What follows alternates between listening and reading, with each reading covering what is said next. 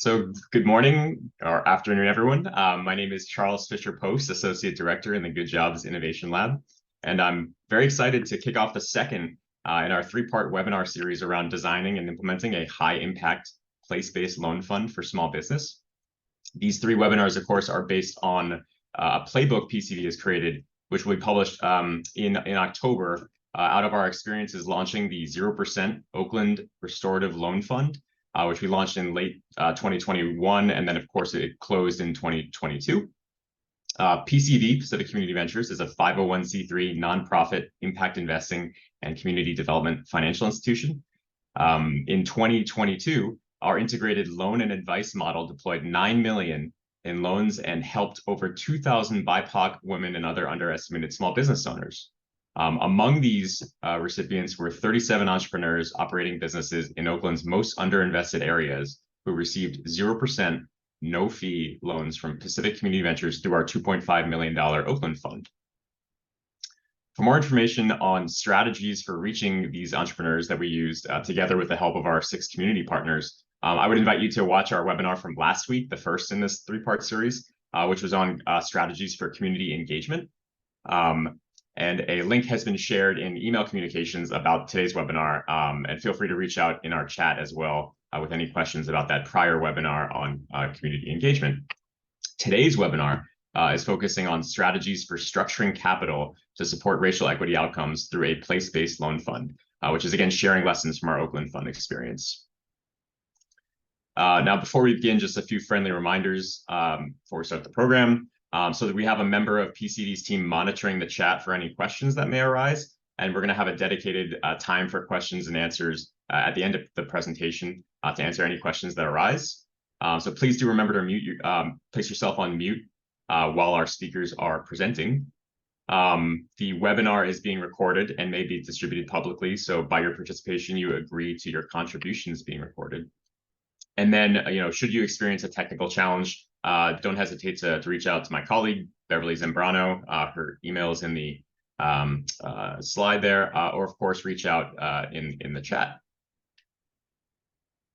The Playbook and webinar series would not have been possible without the support of Catalytic Capital Consortium grant-making program, which is a project of the New Venture Fund and its 3 strategic partners, the MacArthur Foundation, the Omidyar Network, and the Rockefeller Foundation. We very much appreciate their contributions, as well as the participation of the Fostering Solutions and Infrastructure cohort. We're also thankful for the support of UCSF and Starbucks. Their investments capitalized the Oakland Fund. And in addition, we're thankful for grant support from GoFundMe, City Foundation, Bank of America, and Battery Powered, which allowed us to provide the no-fee loans at 0% for Oakland Fund recipients. We're thankful as well for the contributions of all of the PCV Good Jobs Innovation Lab founding sponsors. We further appreciate the support of our community partners who co-created the fund with us: the Black Cultural Zone, ESO Ventures, Feed the Hunger Fund, Oakland Back Business Fund, Oakland Chinatown Chamber of Commerce, and the Unity Council. And of course, we are grateful for the resilient entrepreneurs who generously shared their time and stories with us in the crafting of the playbook. And of course, before we get started with today's webinar, just want to remind folks that we'll be hosting an event on November 11th to celebrate our 25 years supporting small business owners. Everything at the event is going to be sourced from Oakland area entrepreneurs and partners, and tickets will be going on sale starting on August 26th. So please look for details about that in PCV's newsletter. Joining us today to share about PCV's capital structuring strategy as modeled by our Oakland Fund is PCV's Managing Director of Lending, Bob Porter, as well as PCV Credit Analyst Alberto Enriquez. And so just a quick overview of what we plan to cover today. First, Alberto will provide some background on our Oakland Restorative Loan Fund. Then Bob is going to take us through capital structuring strategies that PCV employed in the design and implementation of the Oakland Fund. And then Eleanor Bolai, PCV's Associate Director of Corporate and Community Partnerships, will open it up for questions and answers and engage everyone with some discussion questions related to capital structuring. Now, before we kick off our presentation, just a question for everybody in attendance. Feel free to share your answer in the chat. Just a question, if you were to start a small business, what service or product would you sell? So please, again, share your thoughts in the chat. And while you're thinking about this, I can share. So I'm father of a couple very young children, and of course these days there's endless different products you can purchase to support every possible need that your kids can have.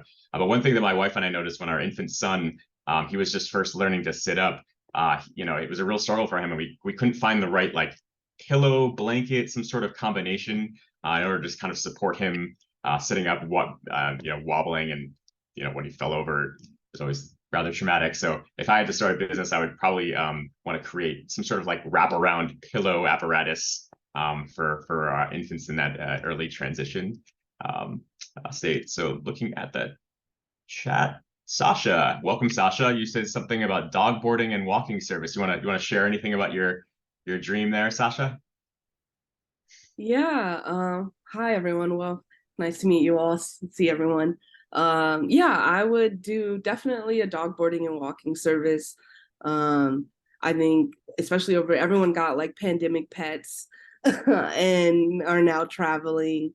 And I realized that, yeah, like boutique dog boarding service would be ideal for the Bay Area. Something that I would definitely do if I had the time and resources. Thank you, Sasha. Appreciate you sharing. Rose, you mentioned something about travel. Is that a business or just a life ambition? It's both. Oh, Rosa. Oh, Rosa. Sorry, excuse me. Yeah, I would definitely love to have like a basically provide like luxury tours for folks specifically in Latin America and Western Europe. Nice. Yeah, that sounds like really fun business idea. Lucia, you mentioned green tech, energy sector. Would care to expand?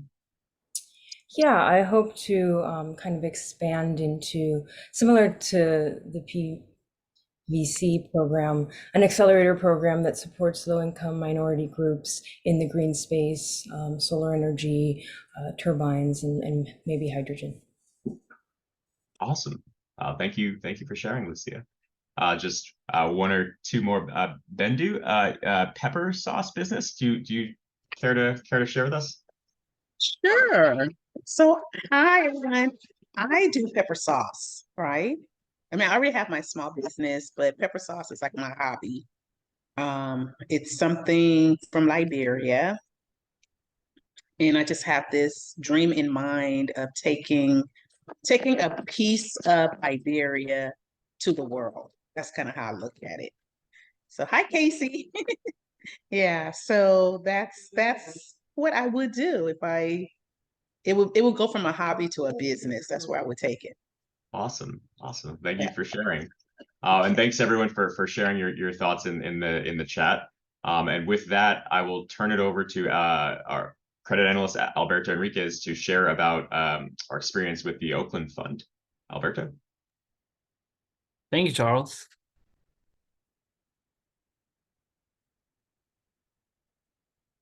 With economic and health crisis falling hard on Oakland as the pandemic extended into 2021, PCV identified place-based investment as critical to stabilizing Oakland's most vulnerable and underestimated entrepreneurs.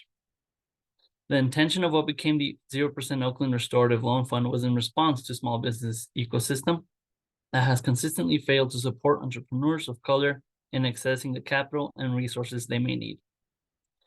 Underinvestment continues to make it difficult for entrepreneurs of color to meet lending requirements, such as mortgages, student loans, car loans, and credit cards. The financial instruments that traditional lenders use in their financing decisions have often been unaffordable and inaccessible to these communities. Furthermore, beyond structural barriers, PCV is learning more and more about sociological fear and trust barriers that are widespread throughout the communities it serves. Thus, the small business owner who most needs access to patient and affordable capital are often not receiving it fully, even when it is offered by community organizations they trust more. More information on how we co-developed the fund with 6 other local Black and Brown-led community partners to try to overcome these barriers, I invite you to check out the first webinar in our Oakland Fund series around community engagement. As a result of the Oakland Restorative Loan Fund, PCV deployed $2.5 million in no-fee, 0% loans to 37 small businesses across a variety of industries: retail shops, restaurants, childcare, and other professional services. 100% of the Oakland Fund recipients are entrepreneurs of color, while 54% identified as women, and 96% run businesses within historically redlined communities. PCV did not need to adjust its underwriting to originate or fund Oakland 0% loans, despite a perception among some lenders that operating in the neighborhoods PCV supported with this fund required some type of special underwriting. Furthermore, since the official close of the fund, Oakland Fund loans have consistently outperformed the portfolio overall when looking at on-time payments as well as late payments. As someone that has underwritten many applications, the Oakland 0% loans were always special to me. My very first application I was assigned was a business called Mannequin Madness, who applied for an Oakland 0% loan. It took a bit of time to get all the documents together necessary to underwrite the loan, but we intentionally reserved funds rather than dispersing the money to whoever could submit complete paperwork the fastest, as this was critical for the impact we aimed to have with the fund. I was very happy when we approved the application, knowing that my very first application was a success. That happiness increased when I met Mannequin Madness's owner, Judy, in person at a PCV event. I introduced myself to Judy and I told her I underwrote her application. She embraced me like we were old friends, and that was the moment I realized what this loan meant to folks who applied for the 0% loan. Throughout the life cycle of the loan fund, I love reading or hearing reactions of business owners who were in disbelief that a 0% loan product such as this existed. Moments like these often happened when business owners would apply for a different PCV loan product, and I would let them know that they were eligible for the Oakland 0% loan. Although the Oakland 0% Loan Fund has closed, many small business owners that currently have a loan with us, or even folks that have a relationship that don't have a relationship with PCV, reach out to me and ask, "Can I apply for the 0% loan? When will it come back? And if there are plans to offer 0% loans in other cities." And now for details around how PCV was able to structure capital in order to offer 0% interest, no fee loans through our Oakland Restorative Loan Fund, I'll pass it on to PCV's Managing Director of Small Business Lending, Bob Porter. Thanks, Alberto. Appreciate that. So our pandemic relief efforts, they really began before the Oakland Fund. In November of 2020, PCV co-founded the California Rebuilding Fund, and we refer to that as CARF, C-A-R-F, California Rebuilding Fund, alongside Axial Opportunity Fund, Calvert Capital, Kiva, CRF, and 10 other CDFIs across the state. Now, this was the first time a group of CDFIs this size came together to agree on one underwriting approach. That's not something you hear every day, so I'm going to repeat it. 10 CDFIs came together to agree on an underwriting approach for the entire state of California. Monumental moment, in my opinion. So CARF was launched with a $50 million anchor commitment from iBank. This partnership blended capital from private, philanthropic, and public sectors. The vision and the ultimate goal of CARF was to rapidly finance under-resourced small businesses via a streamlined 24-hour CDFI underwriting process. Now, I'm very proud to say that PCV was the first CDFI to make loans under this facility. We deployed almost $8 million, $7.6 million in the 2-year period between November of 20 and December of 2022 when the fund sunsetted. During this timeline and beginning in the summer of 2021, the city of San Francisco, which was part of the California Rebuilding Fund, brought additional grant support into the loan fund so that CDFIs could lend to businesses within the city limits of San Francisco at a 0% interest rate. The funds were structured so that borrowers received a 0% interest rate and they received the loan with no loan fee. Now, the fund reimbursed lenders for the interest they would have normally earned on each loan. So it was a win-win for the borrower and the business owner. And the lender, the borrower and the lender. So while the San Francisco 0% loan fund was in progress, a similar product with 0% lending for business owners in Oakland leveraging the exact same product that the fund was using, the iBank disaster recovery loan with quick underwriting. It just didn't exist. And PCV's office is in Oakland. And we felt strongly as an organization that Oakland and its historically underestimated neighborhoods deserved a similar relief product. So in February of 2021, we began to raise capital and the grant support needed to offset origination and servicing costs, all with the goal of launching our own 0% loan fund in Oakland. So as we were deploying capital into CARF, we were discussing internally what's working well, what we're seeing. We're also discussing, suggestions and offering suggestions for improvements as the pandemic continued. On the left side of the slide, you'll see some examples of some simple stats for the California Rebuilding Fund. So loan amounts maxed out at $100. Interest rates were tied to prime. There was a total commitment of $100 million for the California Rebuilding Fund. And again, PCV did almost $8 million of that lending. Now, the CARF fund was working very well. And although the rates were attractive, they weren't at 0%, and they didn't align with what San Francisco was doing right across the bay. And if you're not familiar with the San Francisco Bay Area, those 0% loans in San Francisco, those were happening in our backyard. And we wanted the same thing to happen in Oakland. So we took the lessons that we'd learned in the CARF lending, and we began designing an Oakland Restorative Loan Fund. It was important for us to ensure that Oakland businesses had access to the exact same maximum loan amount, regardless of whether we were offering a 0% rate and charging no fees on those loans. We plan to deploy the capital quickly, and although we had no average loan size in mind, the average loan in the Oakland fund aligned with our CARF average, which was $68,000. Now, PCV's first prospect for capital was the city of Oakland, which might be surprising to some on the call. Through 2021, the city was working hard to deploy federal relief funds that they'd received from various federal agencies. This funding was meant to go to small businesses that were experiencing severe income loss as a result of the pandemic and pandemic mandated closures. And our portfolio of businesses that we'd lent to really aligned with what the city of Oakland was hoping to do and the businesses they were hoping to serve. So partnership seemed to be a perfect fit. We submitted a proposal to them in February of 21 and started conversation that continued through late spring. The city ultimately brought together PCV, the Unity Council, Feed the Hunger Fund, and the Black Cultural Zone to work together on a joint proposal with the idea of presenting that as part of the JP Morgan Advancing Cities Initiative in Oakland.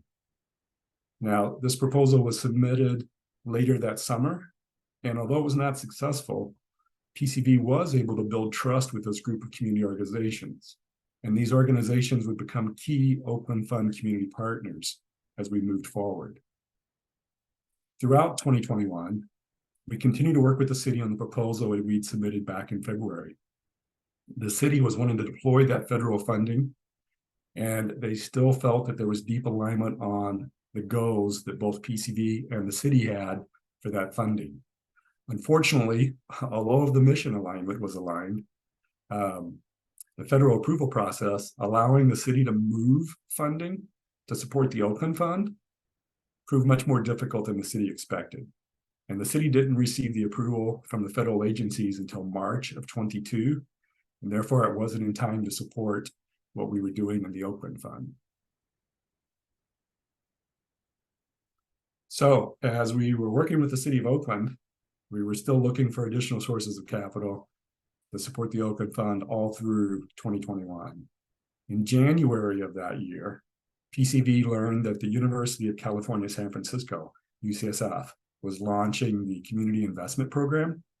This was announced to be a 3-year community investment pilot program that aimed to address health equity in under-resourced communities in the San Francisco Bay Area. UCSF stated that they hoped that through strategic social investment by orgs like PCV into the communities surrounding UCSF campuses.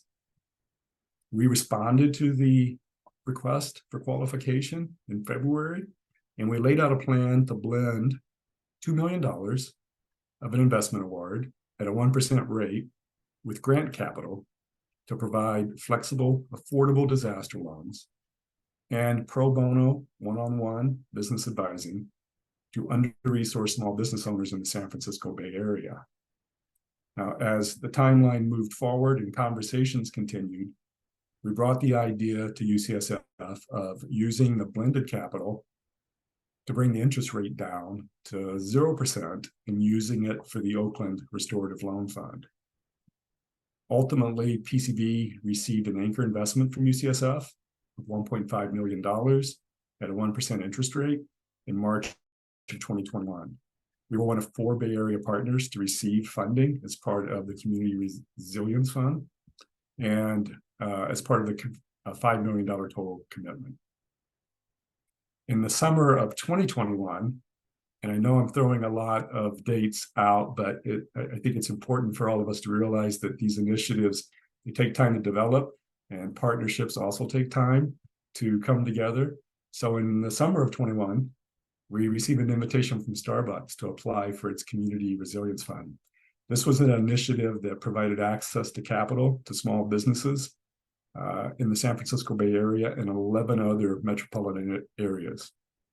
Starbucks does this through investments in CDFIs and other impact-focused financial institutions.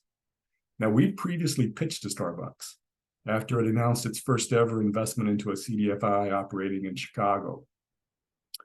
We were now suggesting that capital from their Community Resilience Fund be used in the Oakland Fund and for other lending that PCV was doing.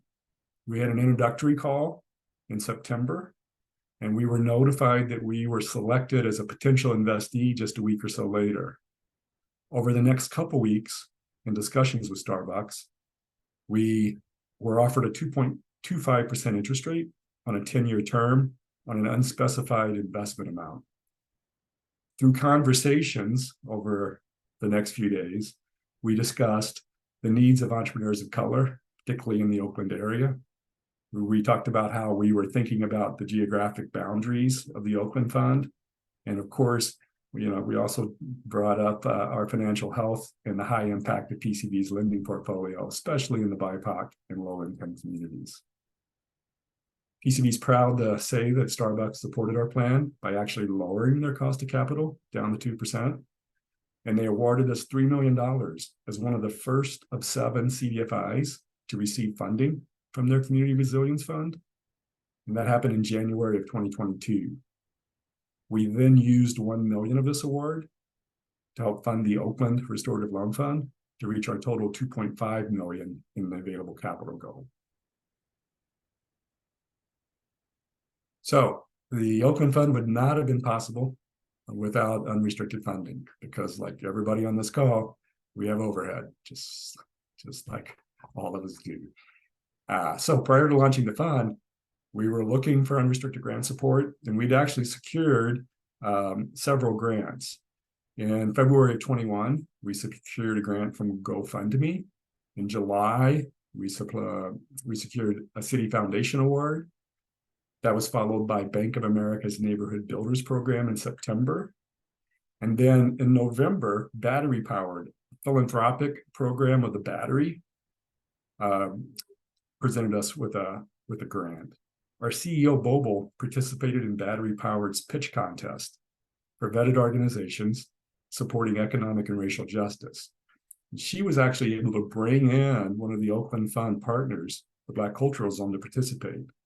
PCV won $234,000 in unrestricted grant funding from Battery Powered. This was the highest award in that contest. And Black Cultural Zone, who was brought in, they were also awarded over $100,000. So to pull some of these talking points together a bit, the original loan pools for the Oakland Fund consisted of $1.5 million from UCSF to be repaid at a 1% annual interest rate over 5 years. $1 million from Starbucks to be repaid at a 2% rate over 10 years.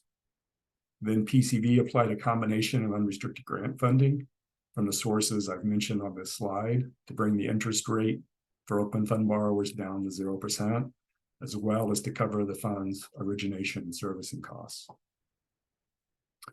Now, like most PCV loans, the Oakland Fund was credit enhanced using the California iBank Loan Guarantee Program. This program facilitates capital accessibility for small businesses by providing loan guarantees to lenders of up to 95% of the loan amount. And then just to discuss the last bullet point on this slide just a little bit more, the Oakland Fund was launched in November of 2021, November 18th, actually. And we anticipated it being oversubscribed, and we were. We had 10.5 million, almost $11 million in pipeline over the course of 3 days. By January, we deployed close to 2 million, 1.94 million, and we had to close the funnel to seek additional funding. Now, we officially closed the fund in March of 22 after deploying 2.5 million in loans, all to BIPOC entrepreneurs within the Oakland neighborhoods that we had originally outlined. Now, ultimately, the fund was as much art as it was science. While PCV worked to structure an attractive and appropriate and a timely product, really, it was the Oakland community partners. It was their support, driving fund referrals, and their promotion of the fund that made the fund and the program a success. PCV can't wait to do more place-based lending. So we're actively looking for partners to provide capital and grant support. We're a statewide lending program, and we're happy to discuss specific geographies of interest. So to summarize, key learnings and takeaways for structuring capital for a place-based fund, they include the following bullets. So Catalytic capital requires a stream of capital to be available to CDFIs and other mission-driven lenders to create place-based funds so that we can achieve deep impact. We need unrestricted, trust-based funding that enables impact-first CDFIs like us to create and deploy products that are truly restorative. And we use that word intentionally, restorative. We want our lending to be restorative, and we don't want it to seem extractive. In the absence of philanthropic support, cities, localities, port authorities, they can all be great partners. But in under-resourced communities, it's harder to serve them through these approaches. And then innovation from institutional impact investing, such as modeled by UCSF, can be transformative. This is a pilot program that the UC system is trying with the UCSF campus, and we hope to see it be rolled out across the UC system. It's truly something innovative, especially for our school. State resources such as the California iBank Loan Guarantee Program, it supports fund innovation. This was the case in the Oakland Fund. And we're often asked about the Oakland Fund loans when we're talking to different groups. And these funds and these loans have actually outperformed our broader portfolio as a whole. The impact of the community co-created funds and the products on Catalytic capital portfolios is an area we're continuing to research. And we're hoping to share more over time. And with that, I'll pass it to Eleanor Bolai, PCV's Associate Director of Corporate and Community Partnerships. Thank you, Bob. So as you know, we love to engage our audience, and we have some discussion questions, so you all can look forward to that. But right now, given the amount of information that we shared about the design and the structure of the capital in order to launch the Oakland Fund, we wanted to pause and give you the opportunity to ask questions. So at this point, if you would either raise your hand or drop a question in the chat, and we are happy to answer you live.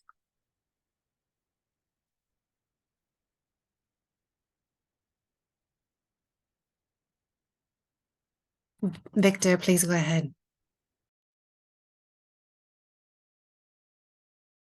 Can you hear me? Yeah. Thank you, Bob, and everyone very much. Bob, you ended with where I'll pick up. Great. We will have an opportunity to, if not pitch, at least present and describe what we've done with you and the other intermediaries from UCSF to representatives of other campuses around the state. So if we were to tell them that the kind of capacity building and support that you were able to provide and that you needed grant money for, as well as loan capital, that all these things fit together, do you think that's an important thing to say to other institutional investors, that if what they can provide is to the capital, they should aim for situations where CDFIs or other intermediaries can have a comprehensive program like this? Or should they think of it more as, because maybe the easy way for them is to just think of, well, I'm providing my capital at a low interest rate and that's plenty. Would you encourage them to get involved all the way in, so to speak, and to think about the overall program design and all the elements you and your colleagues have discussed? So for the group, Victor, you're connected with the UCSF system. Right. I'm a volunteer on the committee that set up the program. Right. And to answer your question, so CDFIs in general, and I can speak for PCB in particular, we're always interested in capital. We're always under-resourced. We're always capital constrained. Our pipeline is always greater than the capital that we have available to lend. So I would welcome capital at a low rate in general, but we love it when a partner like UCSF or Starbucks really gets involved, really understands the mission, really understands how we can deploy capital, particularly in under-resourced communities. And in particular with Victor, I know I've been on multiple conference calls with you and the UCSF team. I mean, you've gotten involved to the level where you're actually having conversations with borrowers in the Oakland Restorative Loan Fund, where the capital from UCSF was actually deployed. I mean, the UCSF system has gotten very granular, very involved, and that's been fantastic to see. I don't know if that answers your question.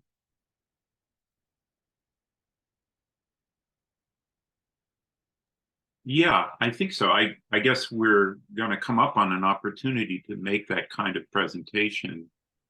And my personal preference is that we encourage them to get involved in this way. Absolutely. If they are making a loan. But I don't know if it's going to be a hard sell or not. Also, you were able to raise all these other sources of grant support to flesh out the program. And if we set that as a standard, we may narrow down the possible partners, but it may be worth it. Don't know if you have any further reflection on that. Yeah, so just grant support in general is tough. We are always looking for opportunities to attract grant support. We do so many proposals for grant support. Grant support is so hard to come by. I'll just keep reinforcing this point because we have to support overhead. Our lending is not at a rate that, and this is on purpose, not on a rate that can support the lending program. So we are always looking for grant support to help reduce costs for the borrower, both in interest rate, loan fees, etc. So yeah, tying capital to grant support would be fantastic. Thank you. Thank you, Victor. And Zania, please let me know if I'm not pronouncing your name correctly. Would you like to go ahead and come off mute? No, that's actually the proper pronunciation of my name. Thank you. My question is, you stated that the Oakland Fund zero interest loans have proven to be more successful, or have shown to be more successful than some of the other loans that you offer in your portfolio. I was curious if you have any plans to do, if you have any plans to seek out funding to do another round of loans of this 0% interest loans for businesses, again, considering how successful you stated that it's been. Yeah, we would love to do additional place-based lending. We would love to do additional lending within Oakland. I think in the current rate environment, 0% might be difficult unless we find a capital provider that is able to provide, extremely low interest rates to us, as we saw with Starbucks and UCSF. But yeah, we definitely is something that we would like to do. We're hoping to do, and if we can attract the capital, we will do. Okay, thank you. We just got one more question in the chat, Bob. In regards to the categories of uses for the loans from the Oakland Fund, for example, where the business is bridging working capital needs, et cetera, or pardon me, were there specific categories of uses for these funds that stood out and provide broader learning for the needs of entrepreneurs that were served through this fund? Yeah, the Oakland Fund aligned with our lending in general, where business is looking for working capital in general. They may have specific needs around a piece of equipment or something, but in general, it's working capital support operations. And that can include uses like, they want to add an employee and they need to get that payroll made for the first couple of weeks until that employee actually starts adding value to the business, et cetera. So working capital is typical use of funds. Now we do other things like, we provide funding for virtually every need except for real estate, and are happy to look at loan applications that include any use of funds.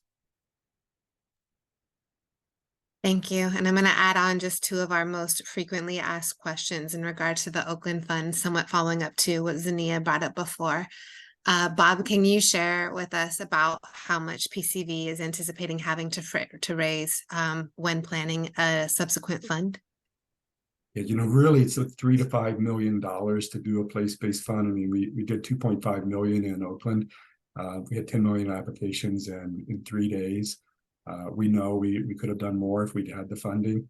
So, we're looking for 3 to 5 million. It's kind of the baseline for any place-based fund. And then a follow-up question here. When it came to deploying the fund, can you talk to us about the steps PCV took to decolonize the underwriting process and what that means for this organization? Yeah, we've gone down to the point where we are only looking at credit reports. We're not looking at credit score. We have no minimum credit score. We're looking for basically, an on-time payment history the last 12 to 18 months. We can get past things like medical elections, those types of things. Those don't affect us from a decision standpoint.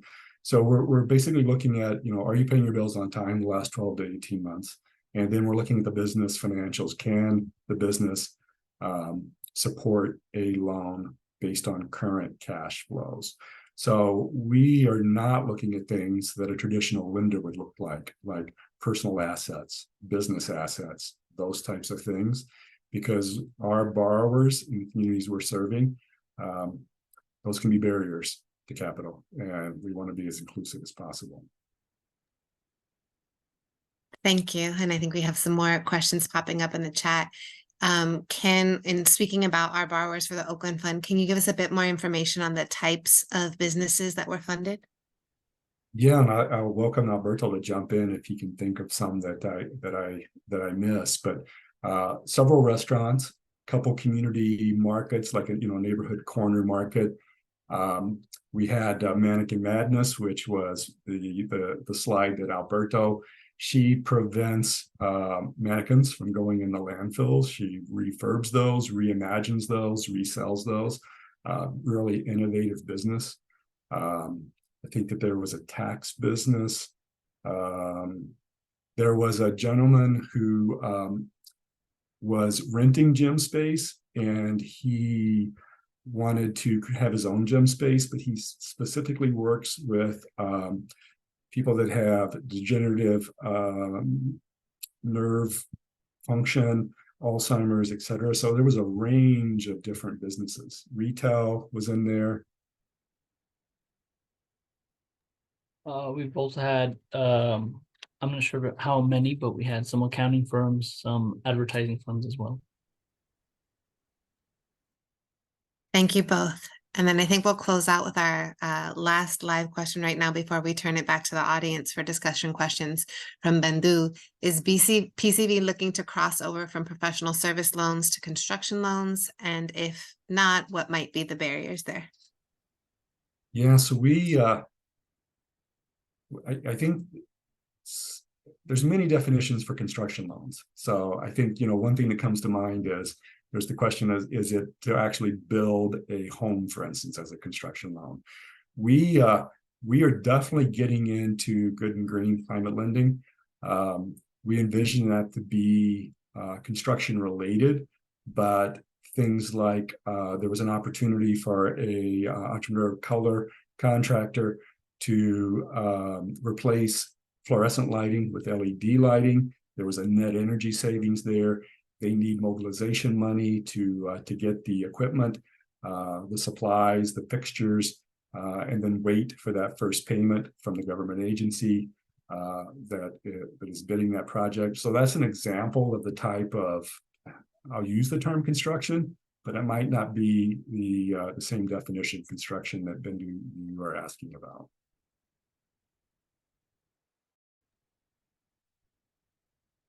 Thank you, Bob. At this point, if we can move to the next slide, we'd like to turn this discussion back to our audience here, noting that we have quite a group of participants from organizations and some of our partners across the board. The first question we'd like to ask you all, noting that we are always in a position of learning here, and the development of this playbook is something that is in evolution and is continuing to take shape with input from our community partners. We'd love to know what financing models or structured you and your organizations have explored and considered to support the diverse communities that you serve. And we welcome you to drop your responses in the chat, and we'd love to ask some of you to speak further on it as well.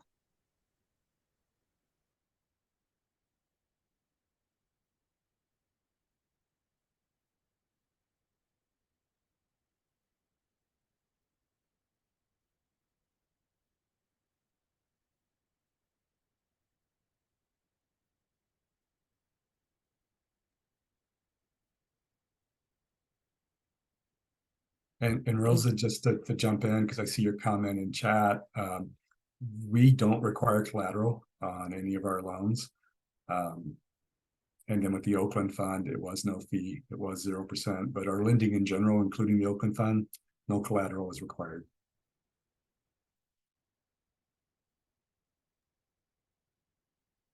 Thank you, Rosa. Others in this space?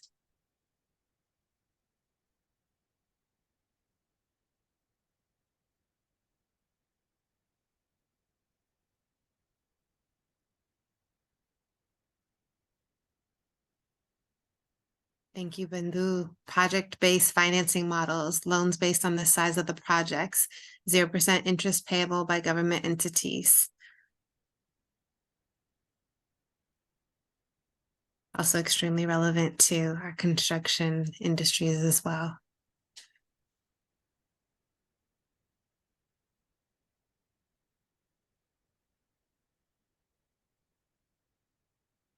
All right, we'll move us to the next question then.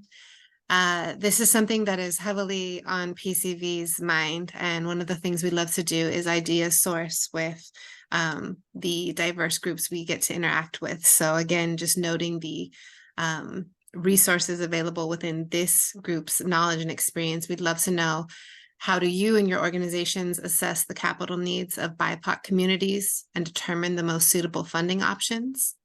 And feel free to share. We would love to learn from you. What challenges or concerns have you faced when it comes to structuring capital for affordable lending? And please go ahead. You can drop your answer in the chat or raise your hand if you'd like to share it live.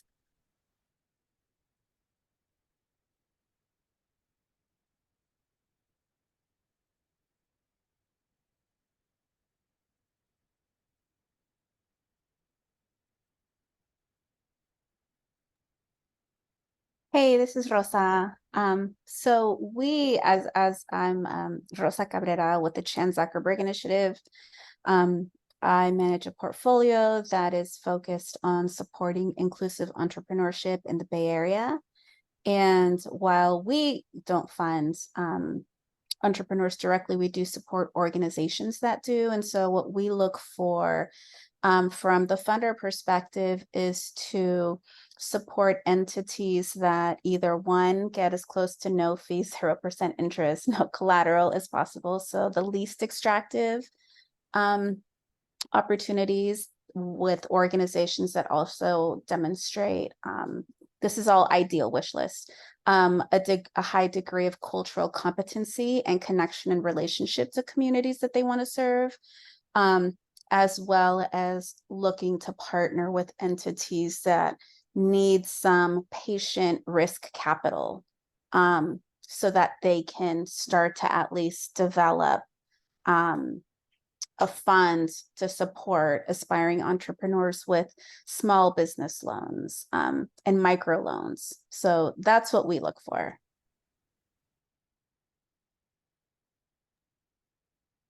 Amazing. Thank you, Rosa. A lot of alignment here.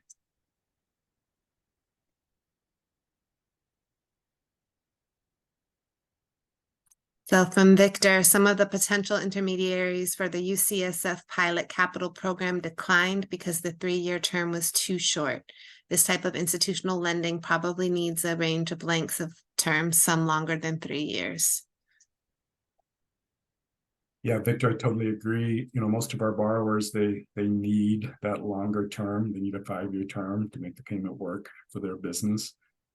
So if we're getting 3-year capital and we've got to pay it back in 3 years, you know, it's just, you can't blend on a 5-year term. So yeah, totally agree. 5 years or longer is what we need capital at. Let's move to our next question, please. We have 2 more for you all. And again, we very much believe in open sourcing, community knowledge, community wisdom. As we consider next iterations of the fund, we'd love to know any models or approaches that you most admire. Please let us know if there's any you think that we should cite in our guidebook for other CDFIs also on this journey.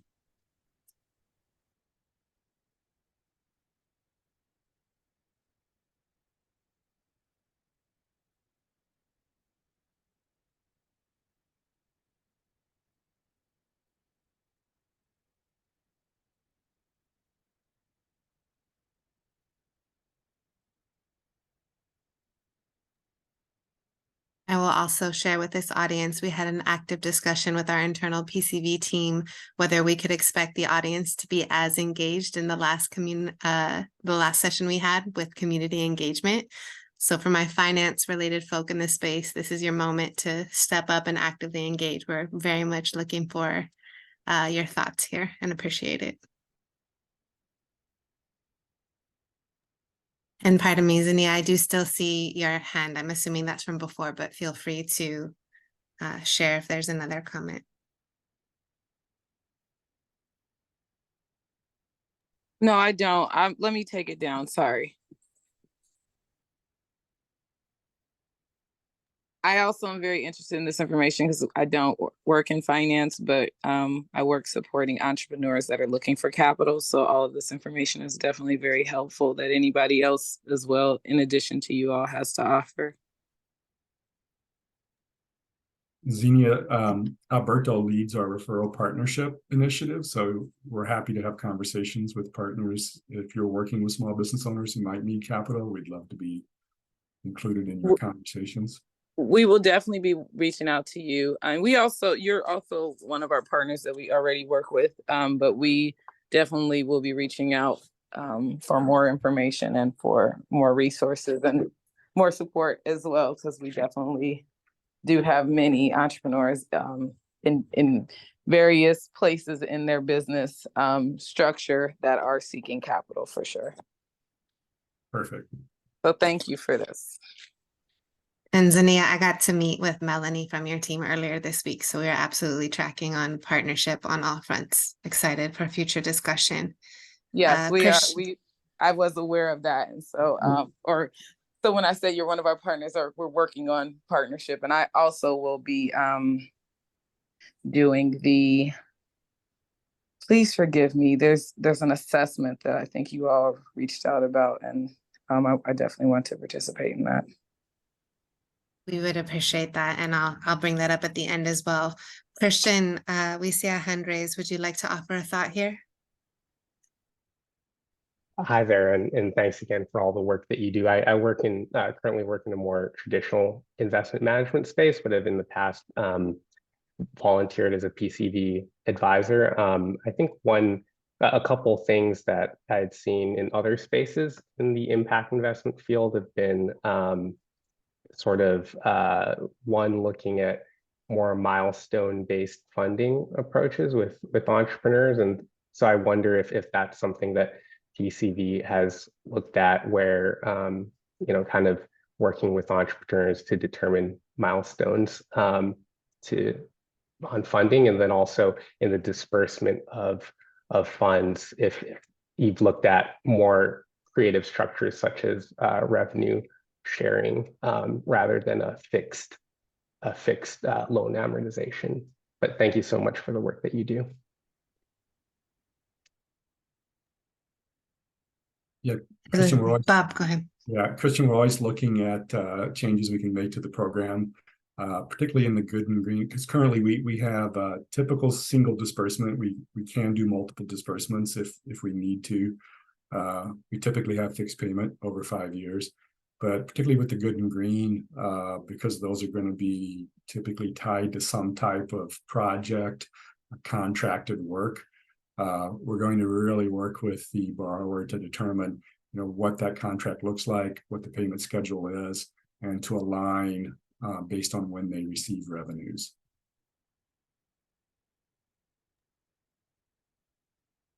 Thank you, Bob. And Bendu, go ahead. We'll take our last comment here before we prep to close out. All righty, thank you.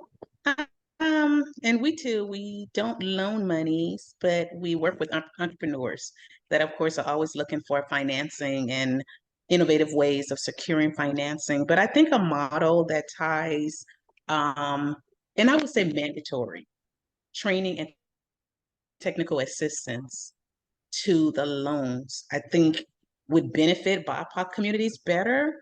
And the reason I say that, sort of that whole teach to fish or give fish, and you can give fish every day for the next 30 years, so you can teach someone how to fish. So you may begin by giving them fish, but after a while, because they now know how to fish for themselves, they know how to make what they take in go further, so they don't eat the seed and the profit. And I think if you tie it to that, I think that whole educational piece of it, that training on an overview of the business, like you're taking a loan and you may pay it back, but what are you going to do after you pay it back? Have you really grown the business? Have you learned what it means to really operate your business and make your dollars go further, so that you don't find yourself in the same place again?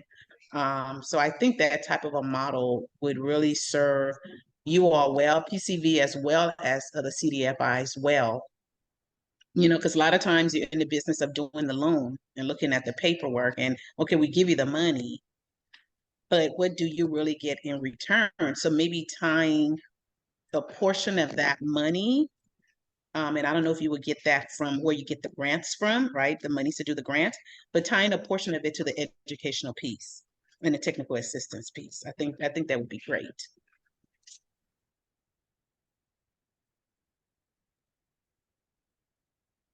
I'm happy to respond to that quickly before I turn it over to Charles. So I don't know if I officially introduced myself this time. I'm Eleanor Bolai. I'm our Associate Director of Corporate and Community Partnerships. Bendu, lovely to hear your voice again. Not only do I support our team with our corporate and community partnerships, I'm also responsible for collaboratively leading our business advising division. And I don't know how many of you all are familiar with this, but one of the more unique aspects about what PCV does on a broader scale is that we also offer one-on-one advising, mentorship, and learning products to entrepreneurs across the US, including our Oakland Fund borrowers, as well as borrowers in our portfolio. And one of the things we've noted over the last year, as we've established really tight collaboration between our lending team and BA teams, is that consistently, as noted here, our borrowers that also participate in our wraparound advising tend to have higher success rates and kind kind of longer term success in their businesses. And so this is a model we absolutely plan to continue to build out moving forwards. If you're interested in learning about any of the above, I will drop my contact information in the chat. And one other thing I'll highlight, because it is very relevant here, and this relates back to Rosa's comments, we have also seen a very strong need to define the term cultural relevance, cultural reflectiveness, cultural humility as it pertains to the products and services that we offer, as well as to how we engage with our small business owners in very unique communities across the US. We're actually going through a larger process right now where we are defining that in collaboration with our small business owners and partners. This is what was brought up by Zania. If you are interested in learning more about that process or you'd like to participate, again, I will leave my information in the chat, and we really just welcome further dialogue about this. And I'm going to go ahead and hand it over to Charles to close us out. Pardon us, I know we're at 12 on the dot. Thank you, Eleanor. So just before we go, a quick reminder that today's webinar was the second in our three-part Oakland Fund Playbook series around designing and implementing place-based loan funds. So please don't forget to join us next week, Wednesday, August 23rd at 11 a.m. Pacific time, just like today's, for the final webinar in the series around using data and analytic tools in the design of place-based funds. And that's going to be led by PCV's Manager of Data and Analytics, Kenneth Kitahata. And then, of course, one last reminder around our November 11th, 25th anniversary event. Please check out our newsletter on August 26th. Tickets go on sale. Again, everything for the event has been sourced from locally from Oakland entrepreneurs and partners. But thank you, everybody, for joining today's webinar. We truly appreciate it. And we hope to see you again next week as our Oakland Fund series wraps up.